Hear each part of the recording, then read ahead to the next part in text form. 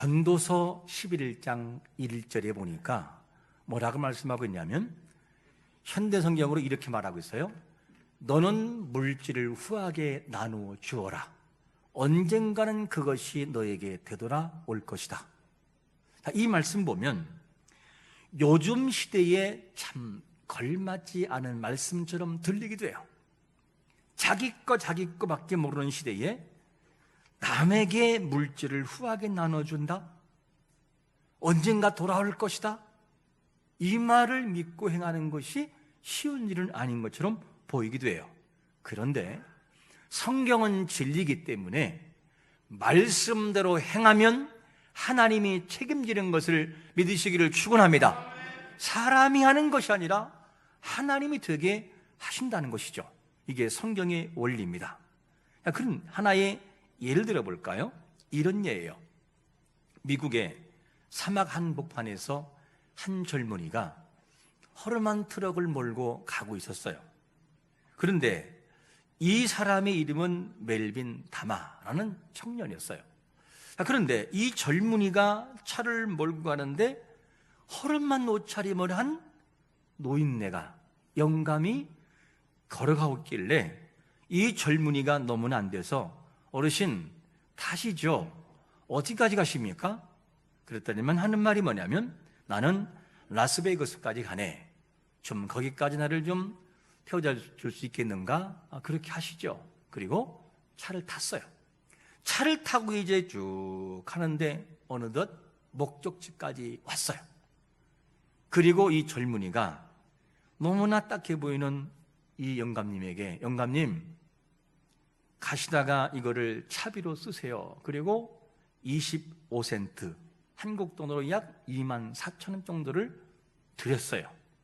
그러니까 이 노인네가 너무나 고맙다고 참으로 친절한 젊은이구만 그러면서 하는 말이 뭐냐면 젊은이 명함 좀 하나 주게나 그랬어요. 그래서 무심코 그냥 줬지요. 그랬더니만 멜빈 다마 내가 이 신세는 꼭 잊지 않겠네 그러면서 그 이름을 기억하는 됐어요. 나의 이름은 하워드 슈즈라고 하네 이렇게 말하면서 헤어진 거였어요. 그리고 세월이 많이 지난 다음에 한 기사가 나오는데 이런 기사가 나온 거였어요. 하워드 슈즈 사망, 세계적인 부호, 즉 세계적인 재산가 하워드 슈즈 사망 이런 기사가 나오면서 유언장이 공개된 거예요. 그 유언장에 보니까 무슨 내용이 담겨져 있느냐, 하워드 슈즈는 남긴 유산의 16분의 1을 바로 멜빈 다마에게 증여한다. 이게 유언장에 있어요. 그래서 사람들은 멜빈 다마가 누군지를 모르는 거죠. 친척도 아니고. 자, 그래서 이 유언장에는 뭐라고 써 있냐면 일생 동안 살아오면서 만났던 사람 중에 가장 친절한 사람이 멜빈 다마였다. 이 내용도 함께 기록되어 있었어요. 그러면 이 하워드 슈즈라는 사람의 재산이 얼마냐는 거죠. 이 사람의 재산은 25억 달러. 유산의 16분의 1이니까 이 사람이 멜빈 다마에게 오는 돈이 1억 5천만 달러. 우리 돈으로 2천억 원. 얼마요? 2천억. 2천억을 그에게 주라는 거였어요. 무심코 던진 25센트 24,000원의 헤아림과 배려가 6억 배가 와서 돌아왔어요. 6억 배가. 우리가 뭔가를 받으려고 하는 것은 아니지만 하나님의 감동하심과 하나님 말씀에 순종하여 뭔가를 행하면 하나님이 반드시 기억하는 것을 믿으시기를 축원합니다. 그분은 그런 분이에요. 그래서 오늘 말씀도 보니까 주님의 제자들에게 다른 사람에게 헤아려라, 다른 사람을 헤아려라 계속해서 요구하고 있어요. 자, 그런데 이 요구는 일상생활에서 그리 쉬운 일이 아니에요. 그 쉬운 일이 아닌데 그들에게 요구하는 것이 뭐였냐면 바로 이것을 요구해요. 첫 번째로 이렇게 요구합니다. 원수를 사랑하고 뭐 하라고요? 선대하라는 거예요. 이 내용이 27절에 보니까 이렇게 말씀하잖아요. 그러나 너희 듣는 자에게 내가 이르노니 너희 원수를 사랑하며 너희를 미워하는 자를 선대하며, 이런 말씀을 주고 있어요. 아니, 원수를 사랑하고 미워하는 자에게 친절을 베푼다? 이게 쉬운 일이냐는 거예요. 이거 쉬운 일이 아니잖아요. 위의 요구는 일반 상식과 맨정신을 가지고는 할 수 없어요. 아니, 어떻게 그래 나에게 힘들게 하고 나를 욕하고 나에게 욕보이는 그런 사람에게 어떻게 그를 사랑하고 그를 선대할 수 있는가? 이런 질문이에요. 아니, 원수를 사랑하라. 전제가 원수, 그냥 사람을 사랑하는 것이 아니라 너희 원수를 사랑하며. 왜 원수란 이름을 붙였을까? 그게 힘들기 때문이에요. 그런데 이 원수란 말이 뭐죠? 원수란 말은 마음의 원한을 맺히도록 상처 주는 사람을 원수라고 해요. 그래서 기억에서 지워지지 않고 기억 속에 남아서 나를 괴롭히게 하고 가시를 계속 찌르는 사람을 원수라고 해요. 그런데 사람의 감정은 환경에 쉽게 요동해요. 감정을 절제하지 못해서 많은 사건이 일어나잖아요.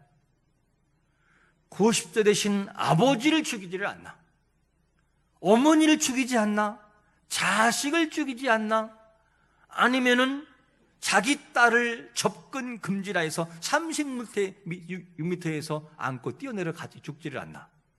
이게 뭐냐면 감정을 절제하지 못하기 때문에 일어나는 사건들이죠. 이런 일이 지금도 계속해서 나라와 해외까지 이루어지고 있어요.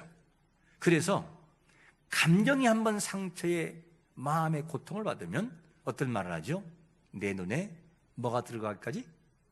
흙이 들어갈까지는 용서 못해. 내가 죽어도, 죽으면 몰라도 안 된다. 이 말이 뭐냐? 감정에 상처 입은 사람들이 살고자 하는 표현이죠. 얼마나 아프면 그런 말 하겠습니까? 그런데 이 말씀에서 오늘 평행되는 말씀은 어떤 말씀이냐면 마태복음 5장 44절에 보니까 이런 말씀을 해요. 우리 한번 같이 읽어봅니다. 시작. 나는 너희에게 이르노니 너희 원수를 사랑하며 너희를 박해하는 자를 위하여 기도하라. 기도하라는 거죠. 아니, 원수를 사랑하라, 이 말, 박해하는 자를 위하여 기도하라, 이게 쉬운 일은 아니에요. 원수를 사랑하라는 말과 함께 던지는 질문이 뭐냐면 너희를 미워하는 자를 선대하라.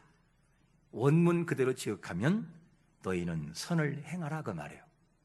너희에게 피해를 주고 너희에게 악한 마음을 품고 나가는 그에게 선을 행하라. 원문으로 지역하면 너희를 미워하는 사람은 선대하라, 이 말을 좀 정리하면 무슨 말이냐? 너희를 미워하는 자를 향해 선한 마음을 가질 뿐만 아니라 그에게 선한 행동을 보여주어라, 이 말이에요. 풀어서 말한다면, 그래서 이 말은 누구에게 하는 말이냐? 예수님의 제자들, 이 말을 바꿔 말하면 구원받은 성도인 우리에게 이 말을 하고 있어요. 우리는 원수를 사랑하고 그리고 나에게 욕을 하며 박해하는 자를 선대할 수 있는 마음의 그릇이 되시기를 축원합니다. 이렇게 하라고 하나님이 명령 내려요. 그러면 이 말을 하면 이렇게 질문할 수 있을 거예요. 아니, 안 밉습니까? 화가 안 납니까? 속에서 불이 안 올라옵니까? 왜 안 미워요? 왜 불이 안 올라오겠어요? 다 속에서 불이 올라오죠. 그런데 하나님의 명령이기 때문에 도전해 보는 거예요. 사람이 뭔가를 해보면 별것 아니거든요. 제가 아는 어느 사모님이 있는데 덩치가 참 커요. 키도 크고 덩치 크고 성격도 괄괄하고 화끈합니다. 그런데 그분에게 한 가지 약한 부분이 뭐냐면 요만한 주사를 못 맞아요. 주사를 못 맞아도 지금까지 한 번도 주사를 맞아본 적이 없대요. 그래서 감기가 걸리든 뭐 하든 꼭 뭐 하느냐? 약을 조제해서 먹습니다. 그런데 사실 이 주사 맞아보면 따끔하고 말거든요. 잠깐이면 끝나는데 그거를 못해가지고 막 식은땀에나 주사 맞으려고 그러면 못해요. 제가 이 말을 한번 준비하면서 이런 생각 들었어요. 그러면 아니 코로나19 백신은 어떡하지? 약이 없을 것 같은데 어떻게 해야 되나? 이런 생각이 들더라고요. 도전해 보면 사실은 별것 아니에요. 그렇게 무섭다고 해도 막상 도전해 보면 따끔하고 많은 거 주사잖아요. 원수를 사랑하라, 이 말씀 어려워 보여도 도전해 보면 되는 것을 믿으시기를 축원합니다. 도전해 보라는 거예요, 한번. 그리고 나의 모든 나를 미워하는 사람을 향해서 친절을 베풀어 보라는 거예요. 그러면 오는 게 달라요. 안 될 것처럼 보이는데 해보면, 도전해보면 별것 아니라는 거죠. 내 감정을 내려놓고, 십자가 내려놓고 주님께 맡기면서 노력을 해봐야 돼요. 주님이 우리에게 뭐라고 말씀합니까? 이러한 약속까지 주고 있어요. 마태복음 5장 11절과 12절에 보니까 나로 말미암아 너희를 욕하고 박해하고 거짓으로 너희를 거슬러 모든 악한 말 할 때는 너희에게 뭐가 있다고요? 복이 있나니 나로 말미암아 기뻐하고 즐거워하라. 하늘에서 너희 상이 큼이라. 너희 전에 있던 선자들도 이같이 박해하였느니라. 우리가 할 수 있기 때문에 하는 게 아니에요. 할 수 있어서 도전하는 것이 아니라 할 수 없는 일도 많이 있으나 주님의 명령이기 때문에 이를 도전해 보는 거예요. 실행으로 옮겨보는 거예요. 나를 미워하는 원수를 사랑해 보려고 노력하고 내 마음은 준비가 안 됐으나 놓고 해보는 거예요. 그 속에서 때로는 실행에 옮기다 보면 가슴에서 피눈물이 나올 때도 있어요. 너무 억울하고 너무나 분통이 터져서 눈물이 나올 때도 있겠죠. 그런가 하면 혼자 헝헝 우는 억울함이 내 마음에 복받쳐 올라올 수도 있어요. 이런 상황이 있을 수 있습니다. 그런데 주님은 뭐라고 하냐면 그래도 너는 원수를 사랑해라. 그리고 너를 미워하는 자를 선대해라. 그에게 선하게 대하라. 이렇게 명령하고 있어요. 그런데 이것으로 끝나지 않고 더 요구를 하시네요. 뭘 요구하느냐? 우리 한번 누가복음 6장 28절을 현대인 성경으로 한번 읽어보겠습니다. 시작.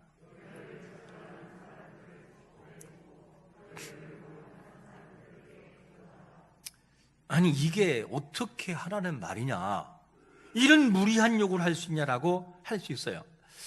주님은 할 수 없는 것은 시키잖아요. 자식이 3살짜리인데 80kg를 얻기다 매는 그런 부모, 바보스러운 부모는 없어요. 하나님 아버지 우리에게 다 견딜 수 있는 시험 정도를 허용하시고 할 수 있는 것을 주시지 할 수 없는 걸 절대 주지 않아요. 저주한 자를 위해 축복하라니 우리는 못할 것처럼 보여져요. 그런가 하면 모욕한 자를 위해 기도하라니, 아니 말도 안 되는 소리 하지 말라고. 아니 목사님 한번 해보고 그런 말을 하십니까? 예, 해봤죠. 해봤으니까 이런 말을 하는 거예요. 해보면 참 쉽지 않더라고요. 우리를 저주하고 모욕한 사람을 향해서 미워하는 마음이 없이 사랑을 한다는 것이 쉽단 말이에요. 어려워요. 감정에 상처를 입으면 아침에 일어나면 그 사람이 떠올라요. 여러분 경험해봤죠? 떠올라요. 하려고 해서가 아니고 그냥 떠올라요. 그리고 막상 노력을 해보지만 막상 눈앞에 보이면 그때 아팠던 상처들이 물들 올라오기 시작을 해요. 이게 뭐냐? 사람의 감정이라는 거죠. 자, 그런데 이런 일을 반복해서 하다 보면 용기가 생겨요. 그리고 두드릴 수 있는 용기가 생겨서 누구의 마음을 이해하느냐? 하나님의 마음을 이해하게 돼요. 이야, 하나님 마음이 이런 마음이겠구나. 원수를 사랑하신 주님 마음이 이런 마음이겠구나. 얼마나 마음이 아팠을까. 그리고 뭘 기억하느냐? 십자가를 기억하게 돼요. 십자가. 하나님이 우리를 위해서 모든 모욕을 참으신 그 모든 마음이 어떤 마음일까? 조그만 십자가의 구속의 내로 우리 마음이 가버리게 됩니다. 이런 마음으로 흘러가게 되는 것이 뭐냐? 우리의 마음인 것을 알게 돼요. 그리고 불쑥불쑥 감정이 올라오지만 그러나 본질적인 감정을 절대 흔들 수는 없어요. 이게 뭐냐면 노력하는 자의 모습인 걸 알게 돼요. 여러분, 우리를 향해 욕하고 모욕하는 거, 이거 쉽게 봐주는 거 그거 쉽지가 않아요. 그런데 주님은 그런 사람들에게도 자신을 십자가에 못 박고 욕을 하고 침뱉고 따귀를 때리고 수염을 뽑고 발길질하는 이 사람을 향해서 뭐라고 한 줄 알아요? 우리에게 이런 모델을 보여줘요. 누가복음 23장 34절을 같이 한번 읽어볼까요? 시작. 이에 예수께서 이르시되 아버지 저들을 사하여 주옵소서 자기들이 하는 것을 알지 못함이다 하시더라. 아버지 저들이 몰라서 그래요. 몰라서 그래요. 그러면서 그들을 용서해 달라고 십자가상에서 그걸 주님이 하고 있어요. 이게 뭐냐? 모든 것을 참으시고 용서하신 원수를 사랑하신 주님의 모델인 걸 봐요. 우리가 무엇으로 주님의 제자인 것을 알 수 있냐면, 또 증명할 수 있냐면 요한복음 13장 34절과 35절에서 이렇게 말하잖아요. 새 계명을 너희에게 주노니 서로 사랑하라. 내가 너희를 사랑한 것 같이 너희도 서로 사랑하라. 너희가 서로 사랑하면 이로써 모든 사람이 너희가 내 제자인 줄을 알리라. 우리가 하나님의 자녀인 것을 무엇으로 증명하지요? 저 사람을 봤더니만 평상시에 저 사람이 예수님을 믿는 사람인지를 몰랐는데, 그런데 회사에서 아니면 어떤 공동체에서 고난을 굉장히 받았어요. 그런데 미워하지 않고 그를 위해서 간절히 기도하고 도리어 그 침뱉는 얼굴에 웃음으로 다가오면서 하나님의 사랑을 증거해요. 이것을 보았던 동료가 역시 믿는 사람은 다르네. 믿는 사람은 달라. 그러면서 그 모습을 통해 주님의 사람인 것을 알게 되는 거. 이게 뭐냐면 주님의 제자인 것을 증명하는 삶의 모습인 것이죠. 여러분, 주님의 제자들에게 이것을 요구한다면 우리가 주님의 은혜와 보혈을 통해 구원받은 성도라 간다면 우리 자신들도 이 사랑을 가지고 하나님 앞에 원수까지 사랑할 수 있는 일에 도전해보고, 우리를 모욕하고 저주하는 자를 위해서 축복하고 기도할 수 있는 그 상황까지 도전해보는 것은 당연한 일인 것을 믿으시기를 축원합니다. 안 돼도 해보세요. 안 돼도 해보세요. 그러면 될 때가 와요. 그때가 옵니다. 그때 이 사람을 향해서 뭐라고 하느냐? 이런 사람을 향해서 성숙한 사람이라 이렇게 표현되는 거예요. 성숙은 그냥 나오잖아요. 눈물과 아픔을 통해서 성숙이라는 것이 만들어집니다. 이것이 뭐냐? 주님이 우리에게 요구하시는 것이죠. 그 일을 행할 때 속에서 올라오고 눈물이 나오고 피가 거꾸로 솟는 아픔과 고통이 있으나 주님의 명령이기 때문에 해보면 피가 가라앉고 감정에 동치지 않고 주님의 십자가 사랑이 그들에게 전달될 때가 와요. 이런 정도의 신앙이 되어질 때 모든 사람을 품을 수 있음을 믿으시기를 축원합니다. 그것이 뭐냐? 주님이 우리에게 요구하시는 요구라는 거죠. 자, 그러면 하나님이 원하시는 대로 살아가면 우리에게 어떤 은혜를 주시는가 하는 거예요. 그대로 살아가면 하나님이 어떤 은혜를 주시는가? 두 번째로 이렇게 말합니다. 그 너희의 헤아림으로 헤아림을 받는다. 네가 헤아린 만큼 내가 너를 헤아려 주겠다는 거예요. 이 내용이 38절 같이 한번 읽어봅니다. 시작. 주라 그리하면 너희에게 줄 것이니 곧 후이되어 누르고 흔들어 넘치도록 하여 너희에게 안겨주리라. 너희가 헤아리는 그 헤아림으로 너희도 헤아림을 도로 받을 것이니라. 할렐루야. 헤아릴 떼아림을 준다는 거예요. 내가 원수를 원수로 대하면 그 원수의 감정이 나에게 다가오고 내가 말씀대로 순종하여 잘 헤아리면 그것이 선한 도구가 되어 나에게 다가온다는 거죠. 이게 성경의 법칙이에요. 놀라운 거죠. 그래서 힘들지만 해야 돼요. 사람이 몰라 주어도 주님은 알아주시는 걸 믿으시기를 축원합니다. 그래서 노력해 봐야 되는 거죠. 이런 일을 행할 때 성령의 놀라운 역사가 있어요. 단적인 한 예를 들어볼까요? 이런 일이죠. 2015년 KBS TV 다큐멘터리에 방송된 내용이에요.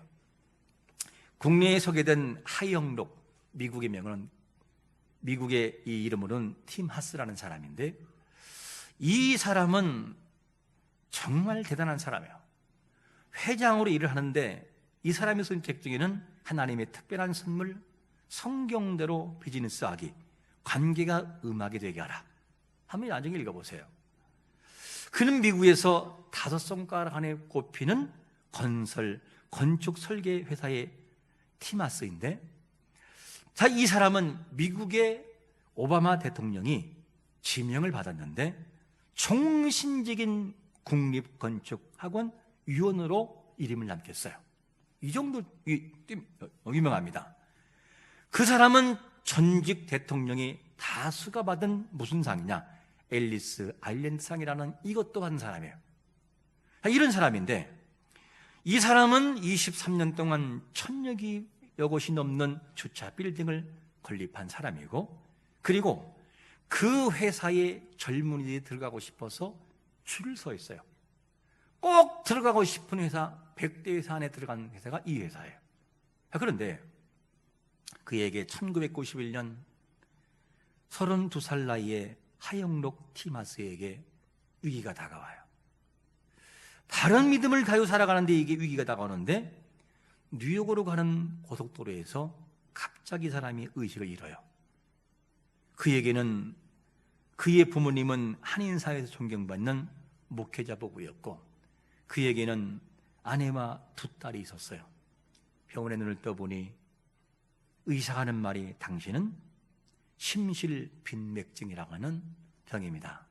이 병은 심장을 이식하지 않고서는 불가능합니다. 이 병이었어요. 이런 상황이 있던 어느 날 그에게 너무 기쁜 소식이 왔어요. 2년 후에 심장이 왔어요. 심장이 왔는데 주치의가, 이 주치의의 맨시라는 박사가 축하하기 위해서 왔어요. 이야, 당신은 이제 행운하다. 정말 운이 좋은 사람이다. 어떻게 이렇게 수술할 수 있냐? 그러면서 축한다고 말하면서 이런 말해요. 요 옆방에, 수술실 옆방에 당신과 같은 사람이 있다. 근데 그 사람은 이틀 내로 심장을 이식받지 못하면 그 사람은 사망합니다. 당신은 운 좋은 사람이에요. 이렇게 해고나라, 이런 말을 하게 됐었어요. 그런데 그 말을 하는데 이 티마스 마음속에 충격을 받아요. 이틀이면 죽는다고? 그 말을 하지 말던지. 이틀이면 받는다는 이 말 속에 성령이 감동을 하셔요. 그 심장을 그에게 주어라.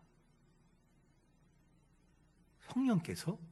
그래서 이 티마스라는 이 하영록 씨는 그 주치의를 불러요. 박사님, 나의 심장을, 나에게 돌아올 심장을 저희에게 주십시오. 그러니 하는 말이, 안 된다. 만약에 당신의 그 심장을 주면 일주일 내에 당신은 사망한다고. 자기는 일주일이라는 시간이 있고 이 여인에게는 이틀밖에 없는 거예요. 근데 이거를 주라고 말려도 안 돼요. 결국 여인에게로 심장이 갔습니다. 그리고 여인은 살았어요. 그리고 정확하게 일주일 만에 이 티마스는 혼수 상태로 들어갑니다. 그리고 시간이 많이 지나요. 마침 또 심장이 왔어요. 그리고 이 상황에서 심장을 이식받아요. 물론 알코올 중독자의 길지 않은 6년 정도의 심장을 받아요. 물론 뒤늦게 계속 이어지지만, 그런데 이분이 혼 상태에서 깨어나고 태어난 다음에 그분의 간증에서 이런 글이 있어요. 뭐라고 하냐면, 제가 희생하는 것이 항상 하나님의 뜻이라는 것을 알았어요. 희생은 착한 일과 달라요. 착한 일은 보통 사람이 다 하는 거죠. 착한 일은 눈물이 안 납니다. 눈물이 나야 희생입니다. 그 희생은 시간을 끌면 끌수록 순종하기 힘듭니다. 이런 말을 해요. 여러분, 한 달 위에 그의 심장을 다 이제 이식받고 퇴원했어요. 그리고 난 다음에 너무너무 병원비가 비싸서 미국 사회는 한 번 병 걸리면 너무너무 감당이 안 돼요. 한국처럼 잘 된 제도가 없어요. 그런데 이 상황에서 매달 그냥 돈이 들어가야 되고 나중엔 돈이 없으니까 남의 약을 빌려 먹을 정도로 그렇게 가난했었어요. 너무 힘들어서 이렇게 했어요. 그런데 신기한 일은 뭔지 알아요? 계속해서 모르는 사람을 통하여 도움이 오는 거예요. 자기는 성령이 감동하심을 통해서 그 심장을 여인에게 주어라 순종한 것뿐이었는데, 헤아리고 배려한 것뿐이었는데 하나님이 감당할 수 없는 손길을 주시고 계속해서 그 일을 하도록 하고, 그리고 그 하영록 씨는 뒤늦게 20대의 심장을 또다시 이식받아요. 원래는 그렇게 안 되는 건데 법이 딱 바뀌어가지고 그 다음에 20대의 심장 가지고 하나님을 하는 그런 대단한 간증하는 그런 이 하영록 씨의 이 내용을 볼 수 있습니다.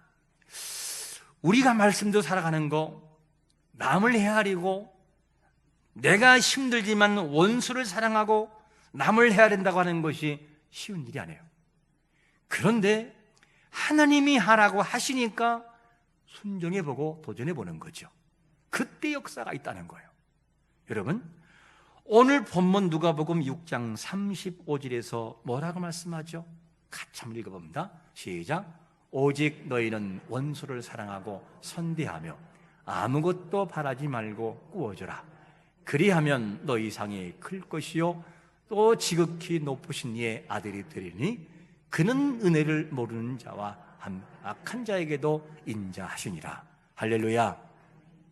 주님이 이렇게 말씀해요. 네가 만약에 내 말씀에 순종하여 원수를 사랑하고 너를 모욕한 자를 선대하며 그에게를 헤아린다면, 그리하면 상이 클 것이요 지극히 높으신 이의 아들이 될 것이다. 이렇게 말씀하고 있어요.